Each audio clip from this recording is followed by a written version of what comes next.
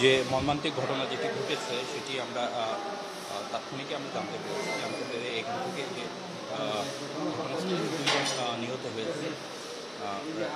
একজনের নাম আলতাফ, আরেকজনের নাম অন্ত। আমরা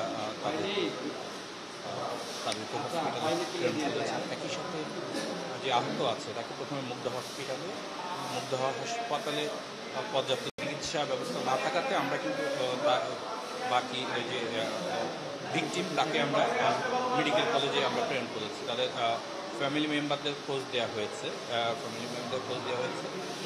ইতিমধ্যে যে মানে আহত অবস্থায় আছে তার ফ্যামিলি মেম্বারও তার সাথেই আছে, চিকিৎসা চলছে।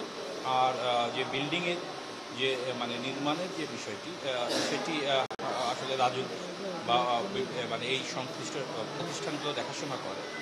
এর মাঝেও এখানে আমরা যদি অবহেলাজনিত এবং মানে যথাযথ নিরাপত্তা প্রোটোকল না মেনে এই কাজটি করা হয়ে থাকে, যেটি আমরা মনে করছি হয়তো হয়েছে, তাছাড়া এই ধরনের একটি দুর্ঘটনা সংঘটিত হওয়ার সুযোগ ছিল না, সেক্ষেত্রে আমাদের আইনগত ব্যবস্থা প্রক্রিয়াধীন। আমরা যথাযথ আইনগত ব্যবস্থা গ্রহণ করব।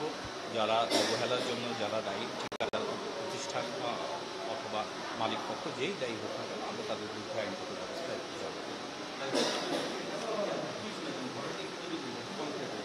আমরা প্রাথমিকভাবে জানতে পেরেছি যে তারা ওই বাঁশের মাচা তৈরি করে তাদের মানে নির্মাণ কাজের অংশ হিসেবে বাঁশের মাচা তৈরি করে কাজ করছিল। প্রায় 10-12 জন শ্রমিক এখানে কাজ করছিল। তার মধ্যে 3 জন হচ্ছে বাঁশের মাচায় ওখানে কাজ করার অবস্থায় মাচাটি ভেঙে পড়ে এই 3 জন মানে আহত বা নিহত হয়েছে।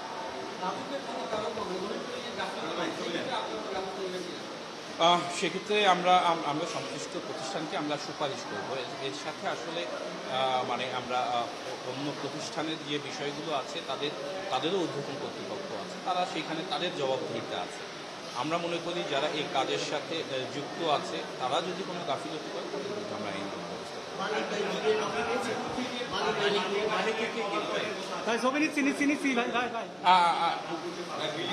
আমাদের কাছে সবারই নাম পরিচয় আমরা পেয়েছি। আমরা মানে আমাদের যে কার্যক্রম আমাদের চলমান আছে, এখন চলমান কার্যক্রম আমরা সব কিছু আপনাদের কাছে ডিসক্লোজ করছি না।